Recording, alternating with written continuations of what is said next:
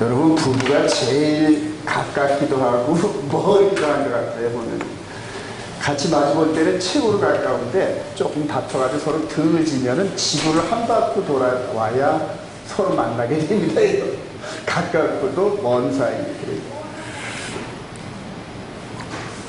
하나님께서 이렇게 성장시키고 부모를 떠나 한 가정을 이루고 서로 이질적인 서로 다른 그런 환경과 그런 그 요소 속에서 자랐던 남자와 여자를 하나 되게 하는 과정에서 많은 걸 느끼게 합니다. 이제 제가 나이가 60이 이렇게 조금 넘고 이렇게 지나온 과거를 이렇게 뒤돌아보면서 또 하나님 말씀과 이렇게 어울려서 이렇게 보면서 하나님께서 원하시는 그 뭐랄까요, 하나님이 원하시는 그런 그 뜻이랄까, 하나님께서 원하시는 어떤 의미, 이제 이런 것들이 와 닿는 것 같아요. 와 닿고, 그리고 이런 마음 안에 있는 그 하나님의 마음을 담아서 이렇게 말씀을 기준으로 해서 수많은 영혼들에게 전달을 하긴 해야겠는데, 어떤 때는 저 자신이 아까 찬송한 대로 부끄러울 때가 너무너무 많아요. 그래서 저 자신이 이렇게 저의 삶을 셀프 컨트롤을 하지 못하는 그런 때가 있을 때는 여기에 올라와서 찬송을, 설교를 하고 하는 게 아주 너무너무 힘이 듭니다. 너무너무 힘이 들고, 그래서 어떻게든지 하나님 앞에 부끄러움이 없는 삶, 그런 삶을 살려고 하는데, 하나님은 눈에 안 보이잖아요. 안 보이니까는 가장 가까운 남편, 아내에게 거의 속을 다 들여다보잖아요. 서로 부부지간에, 그죠? 그래서 부부지간에 서로 부끄러움이 없는 삶을 사는 것이 하나님 앞에서 부끄러움이 없는 그런 삶을 사는 거다. 저는 그렇게 정의를 하고 싶어요. 그런데 늘 그렇지를 못해요. 어떤 때는 충만할 때는 막 서로 눈에 넣어도 아프지 않을 정도로 사랑하는 그런 감정이 나오는데, 대다수의 시간들이 그냥 서로 갈등과 조금만 뭐 하면은 그냥 아픔과 이런 부분 속에서 그렇게 살아가는 것 같아요, 부부가. 그래요. 그러나 소망이 있습니다. 왜냐하면 우리 예수와를 구주로 믿고 하나님의 말씀인 계명이 이 안에 이렇게 들어와 있는 사람들은 자기 자신의 옛사람과 옛소망, 나 자신의 에고이스트, 이런 부분들을 꺾어내가면서, 그러니까 말씀 앞에 무릎 꿇고 꺾어내가면서 서로 둘이 연합을 하는 그런 과정들이 점점 더 다가갑니다. 그리고 그 중간에 하나님의 계명의 말씀이 있음으로 말미암아 우리가 가능한 것 같아요. 이전에는 그게 참 불가능할 정도로 서로 충돌이 됐는데, 이전 하나님의 계명의 말씀이 각자의 그 부부의 마음이 이렇게 기록되어져 가지고 서로 상대를 향하여서 원망과 불평과 이런 것들이 막 마음 안에서 솟아나려고 하면은 그런 가운데서 6번째 계명인 살인하지 말지니라, 뭐 이런 식의 이 성령의 음성이 들리면서 상대를 향한 그런 그 날카로운 화살이 무뎌지고 꺾여지고 막 그런 것들을 느끼더라고요. 그래서 이제 인생을 이렇게 살다가 어느 한쪽이 병이 들거나 어느 한쪽이 연약한 모습을 볼 때는 이전에 있었던 그런 그 날카로웠던 이런 부분들이 다 사라지면서 근육한 그런 마음이 막 쏟아져요. 막 쏟아지고. 그래서 상대가 약할 때 반대편에 있는 사람도 약해지고, 근데 상대가 강하면은 나도 강해지고, 이제 그런 것 같아요. 그러면서 하나님의 마음을 이게 동시에 느껴지는 게, 하나님 앞에서 우리가 물같이 녹아지고 무릎 꿇고 그리고 낮아지는 그런 삶을 살 때 하나님의 사랑이 그만큼 우리 안에 많이 쏟아지고 담아지겠구나 하는 이런 것들을 느낍니다. 자, 오늘 말씀에서 하나님의 그 마음, 하나님의 그 열정, 이런 것들을 이 마음에다 담는 그런 사람들은 하나님께서 시대마다 사용하셨다는 거예요. 오늘 토라토에서 이렇게 보면은 우리 25장 11절 한번 같이 볼까요? 시작. 제사장 아론의 손자 엘리아살의 아들 비느하스가 내 질투심으로 질투하여 이스라엘 자손에서 내 노를 돌이켜서 내 질투심으로 그들을 소멸하지 않게 하였도다. 그래서 이제 질투심이라는 이런 그 언어를 썼는데, 사실은 이 질투심이라는 이 언어가 열정이라는 그런 뜻도 있습니다. 열정. 그 열정이 변하면 이제 미움도 되는데, 때로는 하나님의 그 큰 열정이 죄를 짓는 우리들을 향하여서 그들의 질투심으로 나타나면은 처벌이 따르고, 또 하나님의 열정이 우리 마음 가운데 함께 이렇게 공유가 될 때는 큰 능력으로 나타나는데, 오늘 비나스라는 이 일꾼은 하나님과 동일한 마음으로 이 죄를 바라보면서 하나님의 시야로 일을 했다 해가지고 하나님께서 크게 칭찬하시는 그런 부분들이 나옵니다. 오늘 말씀의 끝자락에 이제 이 시대에 하나님께서 하나님의 마음, 열정을 담는, 열정을 품고 있는 그런 일꾼들을 찾고 계시는데, 그 일꾼들이 저와 여러분들이 되기를 먼저 주님의 이름으로 축원드립니다. 이 비나스가 어떤 일을 했느냐, 이렇게 그 바알과 그다음에 발람의 그 미혹에 의해서 바알신을 섬기고 음행을 저지르고, 또 그것도 모자라서 하나님의 거룩한, 하나님이 영광이 임재한 이 이스라엘 진 안으로 바깥에서 했던 음행의 잔재들을 끌고 들어온 이 두 사람을 비나스가 창으로 두 사람 마치 꼬치구이 꼬듯이 그렇게 찔러 죽인 이런 사건이 있습니다.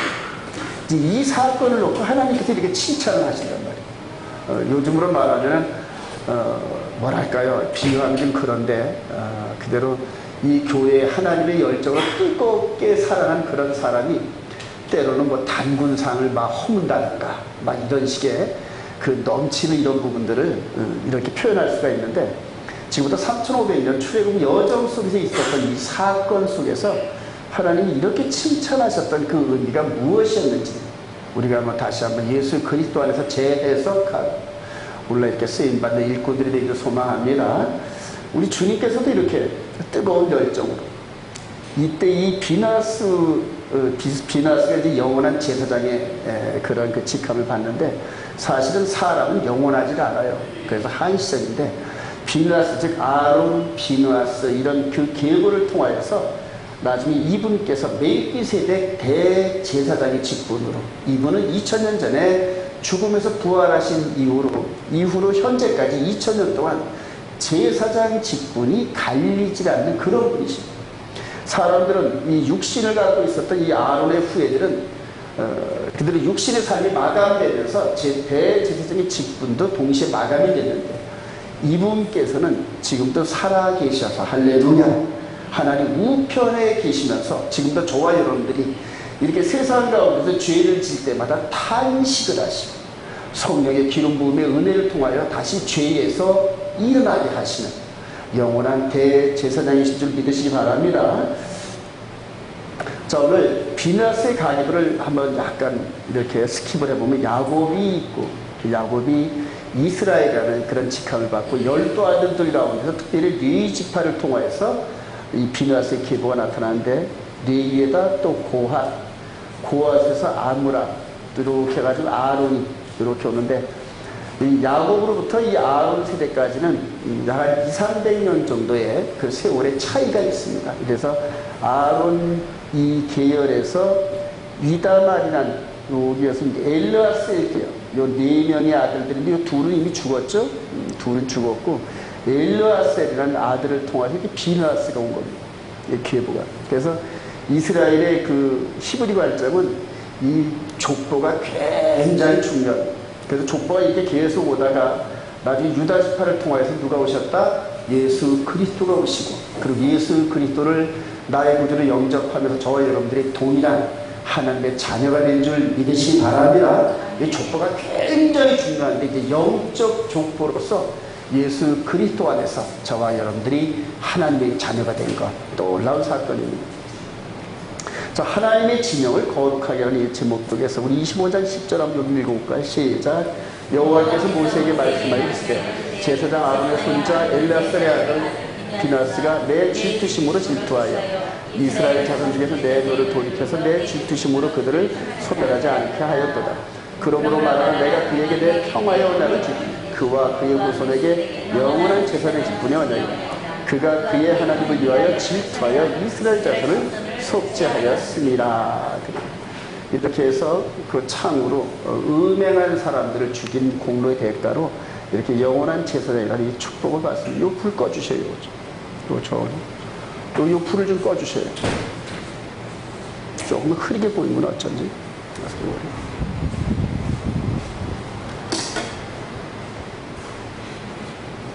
자, 이렇게 해서 그대로 영원한 제사장이라는 직함을 축복을 받으면서 우리 질투심이라는 이 단어를 오늘 한번 이렇게 특별히 이렇게 좀 포커스를 맞추는데, 이 질투심이라는 키나, 히브리 말로 따라합니다. 키나. 그 열정, 열심, 질투. 이제 질투심, 요거 이제 명사죠. 이건 질투는 이제 동사인데, 카나 그래가지고 시기하다, 질투하다, 열심하다. 여기에다 끝에 이제 해를 갖다 붙이면 이제 명사가 되는 요 질투심. 그래요. 저와 여러분들이 하나님의 질투심을 가지면 안 되고 열정과 열심을 가지는 거예요. 열심이라는 단어. 자, 질투란 무엇인가? 요거 이제 우리 은진이하고 이렇게 있는죠. 그래, 이렇게 셋이 있는데 이렇게 한 여자를 좋아하니까 얘가 열이 받아가지고 이렇게 쏴버리려고. 자, 이 질투라는 요 단어, 이 질투다. 근데 이 질투가 사실은 어떤 그 일을 하는데 원동력이 됩니다. 원동력. 질투도 있고, 근데 그 질투가 거룩함으로 변해서 열정으로. 그래서 저와 여러분이 이 마음 안에 뜨거운 열정을 갖고 있지 않으면은 그냥 마치 뜨뜻하지도 않고 차지도 않고 미직지근한 그런 사람은 전혀 하나님이 아니에요. 차든지 뜨겁든지. 그러니까 이 어린아이가 이렇게 질투심을 가지면서 성장하면서 내가 더 예뻐져야지 하는 이런 마음, 그래, 이게 영적으로 필요합니다. 이게 한번 이렇게 끌어와 봤어요. 그래서 자, 여호와 하나님의 질투하신, 여호와 하나님께서 이제 질투하신다는 그 질투의 의미를 한번 우리 어원조를 한번 보는데, 우리 5절 시작. 그것들에게 절하지 말라, 그것들을 섬기지 말라. 나 내 하나님 여호와는 질투하는 하나님인즉. 이게 언약 안에 들어있는 겁니다. 십계명 안에 들어있는데, 너는 나 외에는 다른 신들을 내게 두지 말라. 이게 사실은 신에서는 언약이 영적으로 보면 여러분 결혼 서약서입니다. 여러분. 그러니까 여러분들이 그 개인적으로 따져보면은 둘이 눈이 이렇게 맞아가지고 결혼을 약속한 약혼식을 하면서 이제부터는 너는 나 외에는 딴 사람한테 눈도 돌리면 안 돼. 이제 그런 식으로 서로 언약을 맺은 건데, 이게 이제 그런 의미에서. 그래서 만약 다른 사람을 쳐다보면 마음에 질투감이 있습니다, 여러분. 여러분들 이 질투감이 없으면 부부관계는 깨지거나 마찬가지예요, 여러분. 예전에 제가 우리 사모님 안 계시니까 여던 좀 하는데, 젊었을 때 철 모를 때인데, 그대로 우리 사모님하고 같이 어디 가서 이렇게 음식점이라 할까요? 그때는 예수 안 믿을 때, 젊을 때 어디 갑니까? 스탠드 바를 이런 데도 막 다니고 막 그랬거든요. 같이, 집사람하고 같이. 근데 사실은 집사람하고 같이 이렇게 춤도 추고 막 그래야 되는데, 집사람 앞에서 딴 사람하고 춤을 추는데 우리 집사람이 그냥 말도 못하고 가만히 맹맹하게 순진해가지고. 그럴 때는 좀 그렇더라고요. 막 하이치기도 하고 막 꽂히기도 하고 막 그렇게 질투도 좀 보여야 되는데, 그냥 그런가 보다 하고 그런 것 같아요. 여러분들은 그런 거 아니에요. 남편이나 아내가 다른 이성을 바라보면 질투도 해요. 그래서 하나님께서 질투해요. 그래서 저와 여러분들이 다른 신을 섬긴다든가 하나님으로부터 관심이 멀어지면은 하나님께 질투하십니다. 자, 우리 이사야 9장 7절 이하에 보면은 한번 읽어봅시다. 시작. 그 정사와 평강이 저하니 무궁하며 또 다윗의 왕자와 그의 나라와 군림하여 그 나라를 굳게 세우고 지금 이후로 영원히 정의와 공의로 그것을 보존하실 것이라 만군의 여호와의 열심히 이를 이루리라. 하나님께서 다윗을 통하여서, 즉 이때는 다윗왕은 죽었을 때잖아요. 근데 장차 다윗의 아들 예수로 말미암아 이 온 세상을 정의와 공의로 세우시는 것을 선언하시는 겁니다. 근데 반대로 지금 하나님 나라라고 했던 이스라엘은 이 정의와 공의가 사라지면서 완전히 뭐 이방 나라보다 더 아주 타락해가는 그런 모습입니다. 요즘에 우리나라의 정치나 경제나 이런 모든 지도층들을 보면은 정말 탄식할 정도로 지금 부패해진 겁니다. 그러니까 나라가 거의 끝자락에 갈 때쯤 되면은 지도부부터 이렇게 부패하고 타락하는 것이 인간의 역사인데, 여러분 이 나라를 위해서 기도 많이 하시기 바랍니다. 이제 모든 나라에게 종말적 이 징조로 치닫고 있지만은, 그러나 저와 여러분을 통하여 아직 하실 일들이 있단 말입니다. 아까 우리 장모사님 기도했던 것처럼 저와 여러분들은 예루살렘 들어가서 나라의 본 백성들, 이스라엘 백성들, 유다 지파를 향하여서 온몸과 마음의 사랑을 가지고 저들에게 복음을 증거해야 할 책임이 있습니다. 그 일을 마무리할 때까지는 이 나라가 평온해요. 그걸 놓고 기도하시기 바랍니다.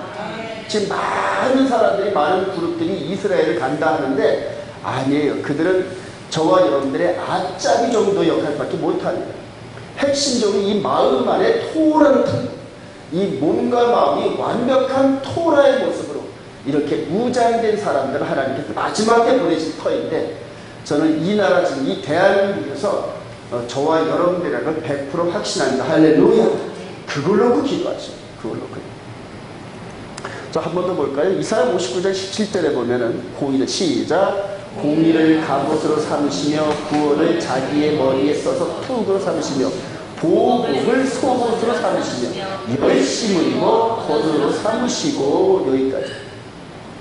이제 하나님이 이 열심이 옷을 입으신대요. 옷을 입으신대요. 근데 이것이 에베소서 6장에 가면 너희들은 말씀의 전신갑주를 입으라.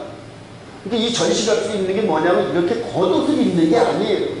하나님의 열정의 그 뜨거움을 가지고 하나님의 십계명의 말씀을 생명을 거치면서, 생명을 바쳐가면서 순종할 때 저와 여러분들이 이 영 안에 있는 영혼의 몸 안에 십계명을 그대로 순종하는 열정이 덧입혀져 가지고 마귀가 공격할 그 틈을 못 찾아요. 틈을 못 찾아요.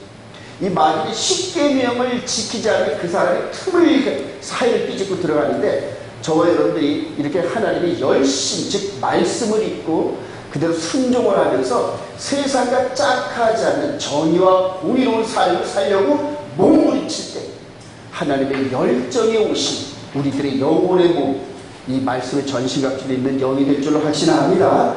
그런 사람들은 천하무적이 됩니다. 천하무적. 왜냐? 그 사람이 능력 있는 게 아니라 만군의 주 여호와이신 하나님이 그 사람과 함께 있단 말이에요. 하나님의 열정이 그 사람과 연합이 된단 말이에요. 오늘 비나하스가 하나님의 열정을 가지고 하나님의 뜨거움을 가지고 그렇게 두 사람을 죽였던 그것이 살인이 아니라 하나님의 일을 하셨다는 거예요. 할렐루야. 이렇게 하나님의 열정을 입으시길 주님의 이름으로 축원드립니다. 자, 우리 이 열정을 입은 사람들은 두세 사람을 찾아보기를 원합니다. 역사 속에 사사기 시대 때에 기드온이라는 사람이 있어요. 기드온이라는. 우리 20절부터 시작. 세대가 나팔을 들며 항아리를 부수고 왼손에 횃불을 들고 오른손에 나팔을 들어 불며 외쳐이르되 여호와와 기드온의 칼이다 하고. 여기 핵심인데, 이 농사꾼이었던 기드온을 하나님께서 찾아가셔가지고 큰 용사여 그러면서 기도를 통하여 또 영적인 훈련을 통하여서 300명의 리더가 되게 합니다. 이 300명이 32,000명 중에서 하나님이 고르는 사람. 그러니까 100대 1의 멤버로서 이 300명이 이 기도원과 함께 했는데, 기도원 한 사람을 하나님께서 그 시대에 하나님의 열정을 심는 일꾼으로 삼으셨다. 할렐루야. 그리고 이 사람 주위에 32,000명 중에서 300명을 고르고 골라가지고 누구와 똑같은 마인드로, 기도원과 똑같은 마인드로 훈련을 시킵니다. 그럼 이 300명을 통하여 13만 5천의 삼중 연합군들을 깨뜨렸는데, 칼과 활로 가는 게 아니에요. 단순하게 아까 이렇게 우리 두 아들들이 뿔나팔을 갖고 있었죠. 그 다음에 항아리 속에 횃불을 갖추고 이 300명이 세대로 나눠가지고 그 다음에 13만 5천 명이 포진되고 있는 그 진에 밤에 그냥 세대가 들어가가지고 기도를 한 사람의 신호에 따라서 완전히 이렇게 소리를 질렀더니 그냥 자다가 일어난 그 14만 5천 명이 자기 눈앞에 보는 사람은 다 적이었거든요. 왜냐하면 그 사람들은 14만 5천이 도둑질하려고 연합을 했는데 마음으로는 누구와 한 사람과 짝한 사람이었어요.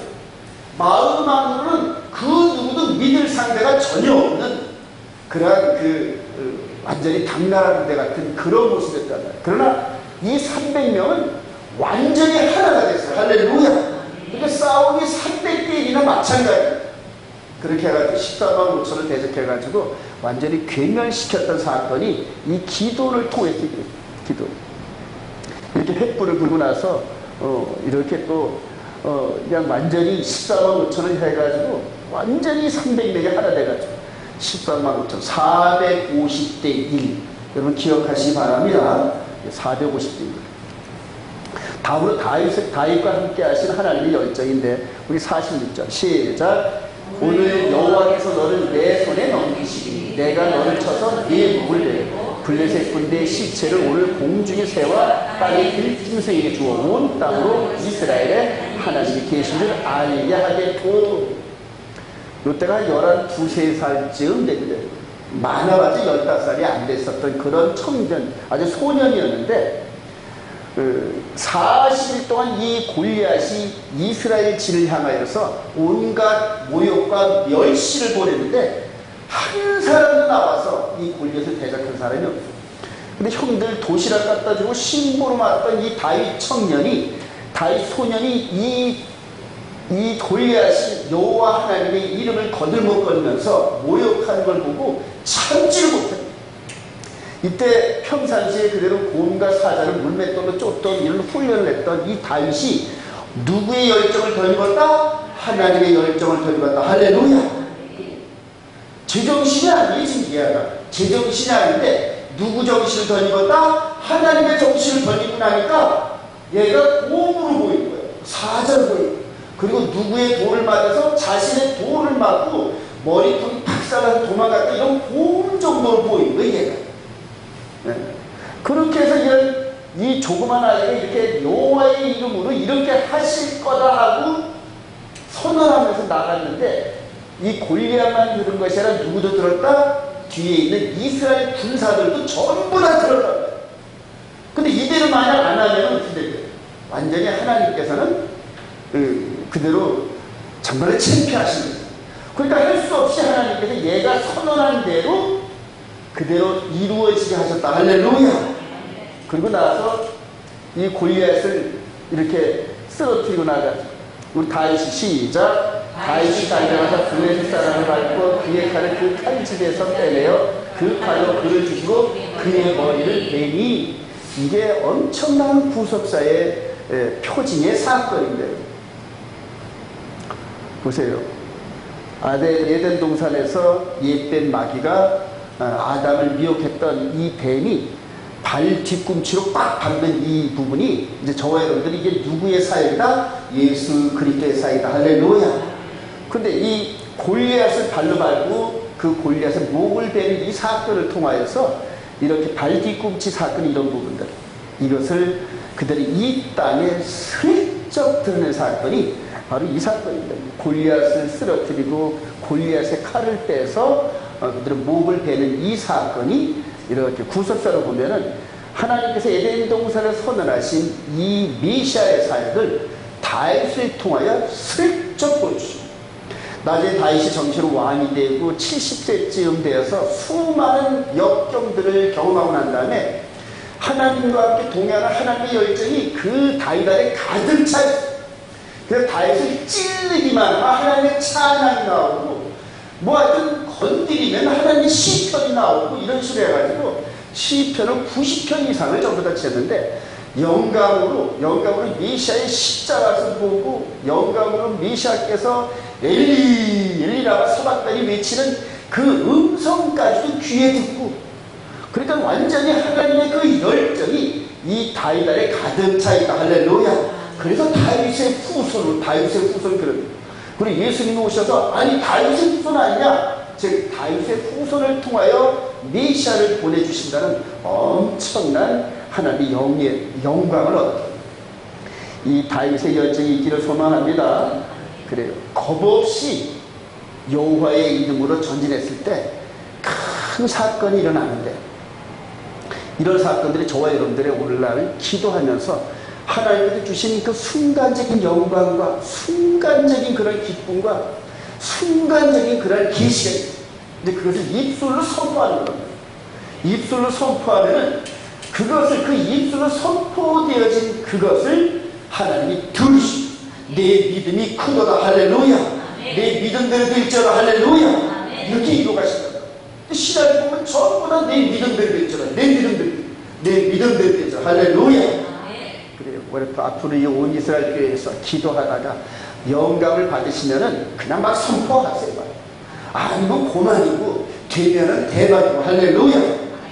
아니면은 아이고 내가 잘못 들었나 보다 그러면 되는 거예요. 뭐 일일이 다 이렇게 100% 계시를 다 받을 사람이 어디 있겠습니까? 그냥 막 선언하시기 바랍니다. 자, 하나님의 열정으로 기도한 엘리야. 그 제가 이제 그 인사이트 웹사이트에 들어가면 제가 엘리야 권이라고 이렇게 하는데, 제 성격이 그냥 비스무리해가지고 한번 엘리야 권이라고 적었는데, 우리 갈멜산에서 하나님의 불이 내려오는 이런 엄청난 기적을 체험합니다. 저도 이제 갈멜산을 이렇게 가봤는데 정말로 감회가 깊더라고요. 감회가 깊어요. 자, 우리 38절 시작. 이에 여호와의 불이 내려서 번제물과 나무와 돌과 흙을 태우고 또 도랑의 물을 핥은지라. 40절 엘리야가 그들에게 이르되 바알의 선제를 잡되 그들 중 하나도 도망하지 못하게 하라며 곧 잡으니라. 엘리야가 그들을 기손 시내로 내려다가 거기서 죽이니라. 몇 명을 죽였다? 450명. 아까 기도원도 몇 대 1? 450대 1이라고요. 마지막 계시록 16장 16절인가 그 이하에 보면은 아마겟돈 싸움이 바로 이 갈멜산 싸움의 재현입니다. 여기 이 바로 밑에 이제 무기또 평야라는 곳이 있어요. 아주 널찍하더라고요, 보니까. 그래서 역대 전쟁이 그 무기또 평야에서 많이 벌어졌는데, 계시록 사건 속에서 마지막 그 요한 사도를 통하여 무기또에서 전쟁이 일어나는 그런 환상을 보여주시면서 마지막 이 거짓 선자다, 즉 적그리스도 진영과 하나님의 열정을 갖고 있는 그 백성들 사이에 전쟁이 일어나는데 몇 대 1이다? 450대 1로. 지금 이 시대에 그 정도 비율로, 즉 자기가 하나님의 종이다, 신앙을 한 사람들이다, 그러면서 나는 영적 지도자다, 이런 사람들의 그 비율이 450대 1의 비율로 거짓 선자가 450, 참 선자가 하나가 될까 말까. 또 여기다 조금 있다 보면 이제 400명의 아세라 선지자도 나중에 또 나옵니다.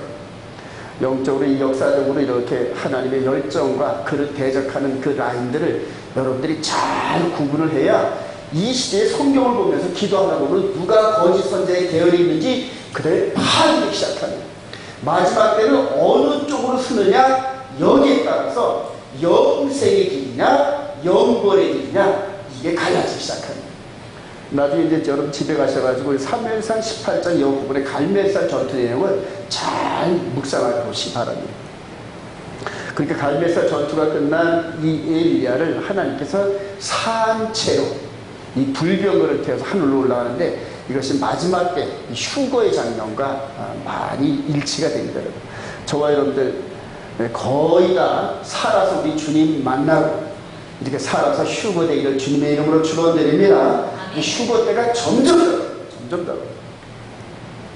자, 이제 정말 하나님의 열정을 갖고 있는 그분이 직접 내려오십니다.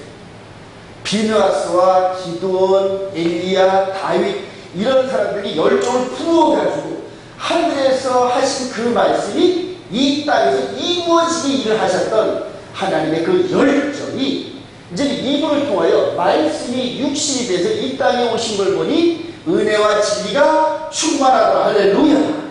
이분이 하나님이 머무시는 이 성전에 오니까 온통 모리배들과 정상배들과 이런 사람들이 가득 차 있어요. 두 눈 뜨고 보지를 못하는 거예요. 그래서 유대인의 6월절에 그래요. 이 6월절에 여러분들 히브리 토라를 이렇게 배우면은 6월절 되면은 이스라엘 백성들은 누룩을 집안에서 전부 내다가 팔아버립니다. 왜냐면 누룩이 집안에 있으면 절대 안 돼. 그래서 일주일 동안 무교절을 지내는 동안에 그때는 누룩이 있으면 안 되고 무교병을 먹는데 각자 집을 청소하는데 이분은 어디로 가야 될까요? 하나님의 집인 성전에 가서 청소하는 건 당연한 거 아닙니까? 그 6월절에 각자 개인이 자기 집에서 청소를 했는데 말씀이 육신에서 이 땅에 오신 이분은 직접 하나님이 머무시는 성전에 가서 청소를 해야 됩니다.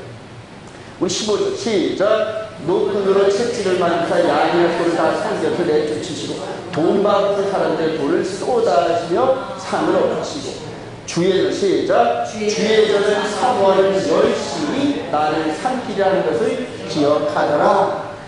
열심, 하나님의 열심이 만군의 주 여호와께서 이루시다. 뭐를? 공의와 정의를 이루시다. 그분이 이렇게 오셔가지고 그렇게 열심으로 당신께서 이루시겠다는 그 말씀을 이루시기 위해서 직접 내려오셨다. 할렐루야. 이 열심. 자, 이 19절 이하에 예수께 시작. 예수께 대답하리되 너희가 이 성전을 헐라 내가 사흘 동안에 일으키리라. 21절. 그러나 예수는 성전의 자기 육체를 가리켜 말씀하신 것이라. 할렐루야. 이 성전, 보이는 성전에서 보이는 방법과 보이는 세상 속에서는 하나님이 원하시는 정의와 공의를 세울 방법이 있다 없다? 불가능합니다. 이 세상의 모든 이것들은 정말 마귀가 전부 지배하고 공중권, 하나님과 우리 사이에 공중권세를 지배하기 때문에 이 땅에 있는 모든 일들이 하나님이 원하시는 정결한 공의와 정의가 불가능합니다. 새롭게 세상을 지으시는데 이 성전을 중심으로 해서 헐어버리고 이 성전에서 하나님의 섬김을 받던 그 성전 시스템을 우리 주님의 마음 안에다가 두시고 이제 주님 안에 있던 이 성전 시스템을 예수를 나의 구주로 영접한 백성들에게 분양을 하십니다. 마치 아파트 분양하듯이 성전을 우리 마음 가운데 분양을 해주신다고요. 그렇게 해서 우리 마음 가운데 예수를 영접한 그 사람 가운데 하나님의 정의와 공의가 실현된 성전을 우리 마음 가운데 지으시고 이제는 우리 마음은 흠같이나 주름 잡힌 것이 없는 그러한 섬김을 통하여 하나님과 함께 동행하는데 비록 육신은 세상의 법을 따르지만은 이 마음은 누구의 법을 따른다? 하나님의 법을 따른다. 할렐루야. 그래요. 이 마음 안에 있는 정결한 법이 부족하지만 우리 육신의 법을 이끌어가면서 거룩의 여정을 지금 걸어가다가 맨 마지막에 이 마음까지 따라오지 못하는 이 육신의 이 부족한 부분을 헐어버리십니다. 하나님. 저와 여러분들이 육신이 헌다는 게 뭐냐면 죽는다는 얘기입니다. 그리고 나면은 우리 속에 있는 퍼펙트한 하나님의 그 열정 가운데 있는 섬김을 이제는 영생체에다 우리를 인도한다는 거예요. 이전해 주셔가지고 완전한 세상을 이루시는 그날을 향하여 지금 이분이 어떻게 한다? 달려갑니다. 그러니까 하나님께서 아까 이사야서에 말씀하신 그 공의와 정의를 이루시는 만군의 주 여호와의 열심이 지금도 계속 진행 중이라고. 그리고 저와 여러분들은 그런 하나님의 열심을 따라가고 있는 사람입니다. 보세요. 사랑하는 신부를 한번 읽어봅시다. 시작. 사랑하는 신부를 위하여 십자가를 달려가는 예수 그리스도의 열심. 패션 오브 크라이스트에서 보여준 건데 이 십자가를 짊어지면서 저와 여러분들의 죄를 탕감하기 위해서 에덴 동산 이후로 지었던 모든 인간들의 죄를 탕감하기 위해서 당신께서 누구의 열심으로? 하나님의 열심을 가지고 이걸 짊어지고 지금 십자가의 자리를 가신 거지. 자, 우리 요한복음 10절 14절 읽어보자. 시작. 나는 선한 목자라. 나는 내 양을 알고 양도 나를 아는 것이 아버지께서 나를 아시고 내가 아버지를 아는 것 같이 나는 양을 위하여 목숨을 버리노라. 내가 내 목숨을 버린 것은 그것은 내가 다시 얻기 위함이니 이로 말미암아 아버지께서 나를 사랑하시니 이를 내게서 빼앗는 자가 있는 것이 아니라 내가 스스로 버리노라. 나는 버릴 권세도 있고 다시 얻을 권세도 있으니 이 계명을 내 아버지에서 받았노라 하시니라. 나는 선한 목자다. 양을 위해서 내가 내 목숨을 버리는데 다시 얻기 위해서 버린다. 이렇게 표현하십니다. 이분이 이런 생명을 바쳐 저와 여러분들을 사랑하시는 이분이 바로 저와 여러분들의 신랑 되시는 줄 믿으시면 아멘. 이런 열정을 갖고 있는 분이 저와 여러분들을 사랑하신다고 해요. 이렇게 사랑하시는 이분을 놓고 저와 여러분들이 다른 데를 쳐다볼 수 있겠냐. 이분의 열정을 소유하시는 저와 여러분들이 되시기 바랍니다. 십자가를 짊어지셨어요. 이분이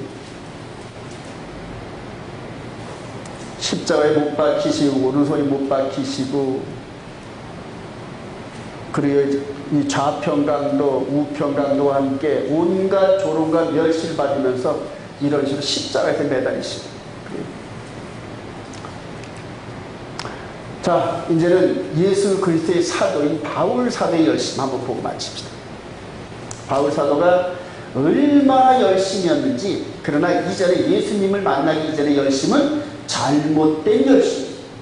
우리 로마서 10장 3절인가 보면은 옛 동료들, 자기를 핍박하던 옛 동료들의 열심을 누구보다 잘하잖아요. 근데 저들이 하나님께 열심이 있으나 잘못된 열심이었다. 이들이, 그래서 나중에 바울 사도가 이렇게 옛 동료들을 향하여 내가 죽을지언정 저주를 받을지언정, 이렇게 옛 동료들이 예수 그리스도를 알기를 원한다, 이럴 정도로 열정이 있는 사람이 이런 사람. 잘못된 열정이지만 이 열정을 올바른 열정으로 바꾸어가지고 하나님께서 사용하시다. 그러니까 뜨겁든지 차든지 해야 하나님이 쓰시지, 이래도 흥 저래도 흥 이러면 하나님이 안 쓰신다.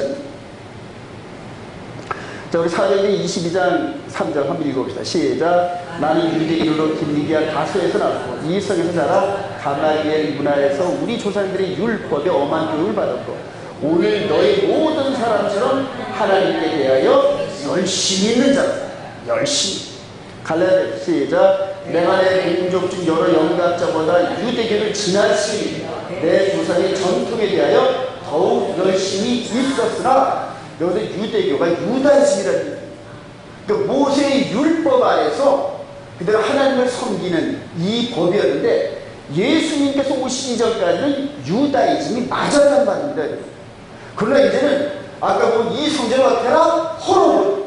그리고 새로운 질서, 새로운 패러다임이 시프트되는 개혁의 때가 됐는데, 이전에 있는 유대교를 그대로 잡고 있단 말이에요. 이거는 잘못된 열심이라는 거예요. 잘못된 열심.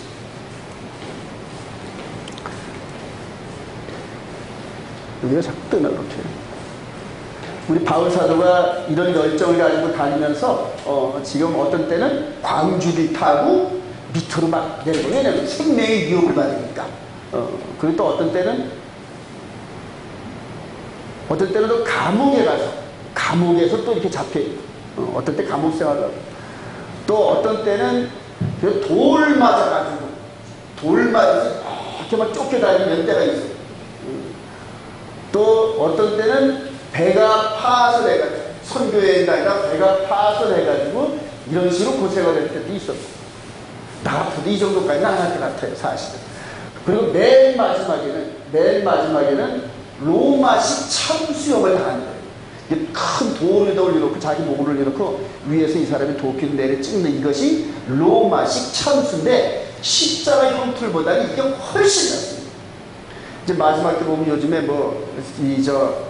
세계 엘리트주의, 세계 지배자들이 루이 14세를 이렇게 옛날 처형했던 킬로틴이라는 이런 것들을 지금 미국 군대에 많이 준비했다는데, 이런 식으로 목배임을 당하는 이런 사건들이 앞으로 많이 날 겁니다. 자, 예수 그리스도의 사도 바울의 이런 열심을 저와 여러분들이 소유하고 흠모하기를 바랍니다.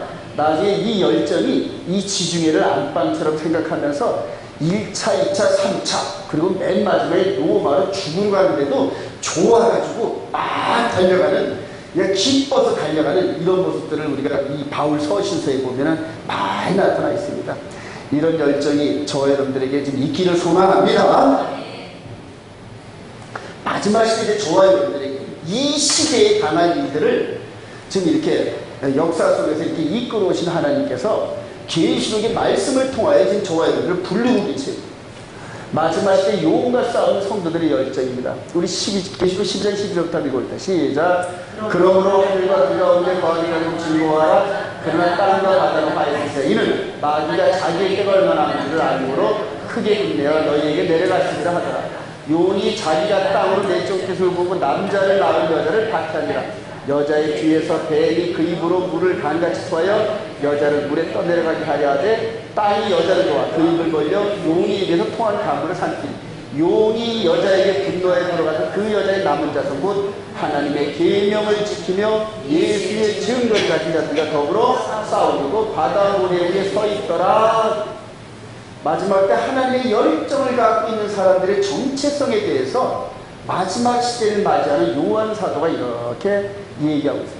이제 이게 상징적으로 용인데 이 용이 진짜 용이 아닙니다. 전부 다 상징과 비유로 말하는 거예요. 이 용이 여자에게 분노하여 즉 교회에게 분노하여 여자의 남은 자손 하나님의 계명을 지키며 예수의 증거를 가진 이들이 누구다? 바로 저와 여러분들입니다. 할렐루야. 예수의 계명을 그러니까 예수님을 영접하고 하나님의 계명을 마음 안에 품은 사람들을 얘기합니다.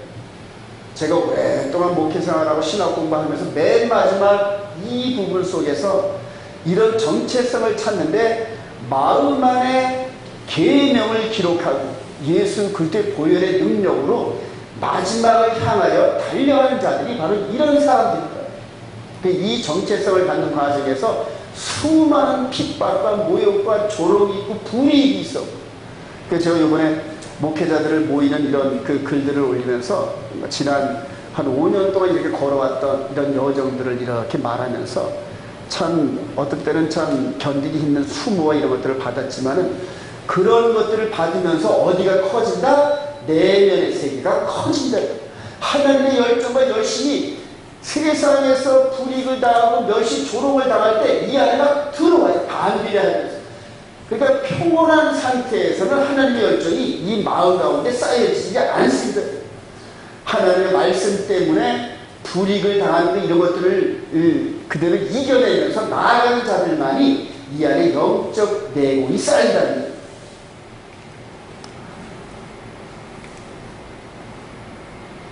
이렇게 이 일곱 머리 열 뿔에 대한 이런 부분들이 상징적으로 이렇게 이전에 중세시대 때는 이렇게 그림을 그렸어요. 그래서 이게 교황이 말을 타고 가는 이런 부분들 이렇게 상징적으로 해가지고 로마 천주교 교황이 계시록에서 나오는 일곱 머리 열 뿔의 존재다 이런 식으로 그림들을 통해 많이 나타냈습니다. 자, 그리고 오늘날 21세기의 오늘날에는 가운데 로마 교황 베네딕토 16세가 앉아있고 장 위에 전 세계를 대표하는 각 종단들의 대표들이 포진되어 있으면서 이렇게 연합되어지는 모습들을 일곱 머리 열 뿔 이런 걸로 이렇게 표현한 거예요. 이들이 전부 다 이 사람을 중심으로 해서 거짓 교리를 세우고 하나님의 계명과 예수를 믿는 증거를 가지면서 하나님의 영광을 드러내려는 자들을 합법적으로 자기들이 세운 법으로 어떻게 한다? 죽이는 사건들이 많이 나타납니다. 이 그룹이 중세시대 때 공식적으로 죽인 사람들만 약 6천만 명 정도 됩니다. 이단이라 해가지고 마녀라 해가지고 죽인 사람들이 공식적인 기록만으로 6천만 명을 죽였어요. 6천만 명. 이제 마지막 때 이들이 이 하나님을 대적하려는 세력으로 나타나서 주님 재림하는 그 시절에 하나님의 거룩한 백성들, 하나님의 열정이 가득해서 말씀 때문에 죽기를 불사한 백성들을 향하여 이들이 공격을 하는데 누가 이긴다? 하나님의 백성들이 이긴다. 할렐루야. 반드시 이긴다. 반드시 이긴다. 마지막에 마태복음 25장 1절부터 이렇게 마지막 지혜로운 다섯 처녀 같은 이런 모습들이 이렇게 나는데 어두운 긴 터널을 빠져나가는 등과 기름을 준비한 만반의 준비를 준비한 이런 다섯 처녀 이런 부분들이 나타납니다. 어두운 영적 터널이 얼마나 길지를 몰라요. 그래서 말씀의 전신갑주를 입고 하나님의 열심으로 옷 입으면서 마지막 그 악의 터널을 내가 반드시 승리하고 빠져나가리라 이렇게 한 자들만이 하나님의 영광의 장에 임하기 시작합니다. 이제 마지막 우리 주님이 마태복음 25장 6절에 이렇게 말씀하신 지혜로운 5 처녀들이 저와 여러분 되시를 소망합니다. 이제 마지막으로 한번 결론합니다. 시작. 오늘 비나스를 통하여 주어진 교훈은 역사를 발동하는 하나님의 백성들의 마음을 감동시키고 동일한 일꾼들을 이렇게 세우는 동력이 되었습니다. 그리고 구속사를 마무리하는 시대를 살아가는 우리들에게도 같은 성령의 감동으로 다가옵니다. 오늘날 성령님이 인도하심을 받는 우리들 중에 과연 어느 분이 이런 하나님의 열정을 가지고 있을까요? 저를 온 이스라엘에 출석하시는 모든 분들이 비나스 같은 하나님의 열정을 소유하고 있는 성도 되시를 주님의 이름으로 축원드립니다. 우리 여기 있는 사람들에게 그런 사람 되세요. 할렐루야.